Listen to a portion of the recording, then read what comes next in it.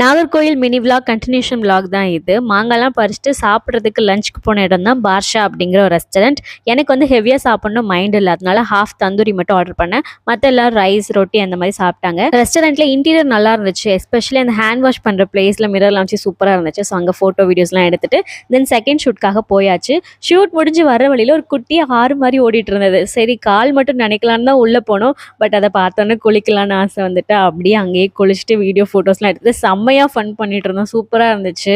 ஆளுமே இல்லை, செம சேஃபாக தான் இருந்தது. அப்புறம் ரூம்க்கு ரிட்டர்ன் ஆகிட்டு ஃப்ரெஷ்அப்லாம் ஆயாச்சு. அப்புறம் என்னோட ஸ்கின் கேர் ஹேர் கேர் எல்லாமே ஃபாலோ பண்ணிட்டு இருந்தேன். லஞ்ச் வந்து நாங்கள் லேட்டாக சாப்பிட்டனால டின்னருமே கொஞ்சம் லேட்டாக போகலான்னு லேட்டாக தான் போயிருந்தோம். அந்த ரெஸ்டாரண்ட்டில் ஹேண்ட் வாஷ் பண்ணுற அந்த சிங்க் வந்து கடாய் மாதிரி பண்ணியிருந்தாங்க. பார்க்கவே க்யூட்டாக இருந்துச்சு. அவங்களோட ஆம்பியன்ஸும் சரி ரொம்பவே அமேசிங்காக இருந்தது.